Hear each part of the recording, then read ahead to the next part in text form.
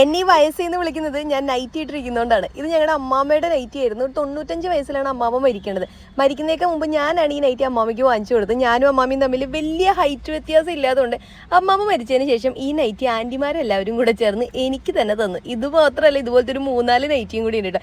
ഇതിടുമ്പോൾ എന്തോ ഒരു പ്രത്യേക സന്തോഷമാണ്. അങ്ങനെ ഞങ്ങൾ കുളിച്ചൊരുങ്ങി റെഡിയായി ഇന്ന് എറണാകുളത്ത് നിന്ന് കായംകുളം വരെ ഞങ്ങൾക്ക് പോകേണ്ട ആവശ്യമുണ്ട്. പിന്നെ കൂടെയുള്ള എല്ലാവരും നല്ല സ്വഭാവമുള്ളവരായതുകൊണ്ടും നല്ല സഹായ മനസ്കൃതി ഒക്കെ ഉള്ളത് കൊണ്ടും ഞങ്ങൾ എല്ലാവരും കൂടെ ഈ പൊരിഞ്ഞ മഴയത്തും കാറിൽ പോകാമെന്ന് തീരുമാനിച്ചു. നമ്മളെപ്പോഴും ദൈവത്തിനോട് നന്ദിയുള്ളവരായിരിക്കണം അല്ല. ഇത്രയും വലിയ മഴയൊക്കെ കേരളത്തിൽ പെയ്യുമ്പോൾ എനിക്ക് ഇത്രയും നല്ല യാത്രാ സൗകര്യമൊക്കെ ദൈവം ഒരുക്കി തന്നല്ലോ.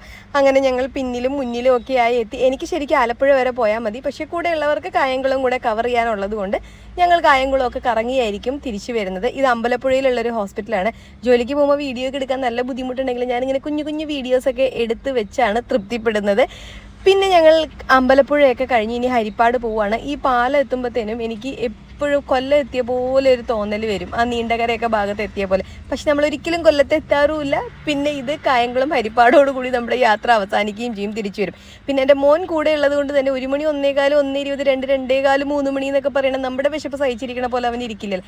പിന്നെ കുറേ കള്ളക്കഥയൊക്കെ പറഞ്ഞ് അവസാനിപ്പിച്ച് തിരിച്ചു വന്നിട്ട് ഞങ്ങളുടെ കുഞ്ഞുപുത്രന് ഒരു കണ്ണടയും കൂടെ ഒന്ന് മാറ്റി വാങ്ങാനൊക്കെ ഉണ്ടായിരുന്നു. അത് ഒടിച്ചു നുറുക്കി ഒരു പരുവാക്കി വെച്ചിട്ടുണ്ടായിരുന്നു. അങ്ങനെ ആ പരിപാടിയും കഴിഞ്ഞ് ഞങ്ങൾ മെല്ലെ വീട്ടിലേക്ക് എത്തുന്നു.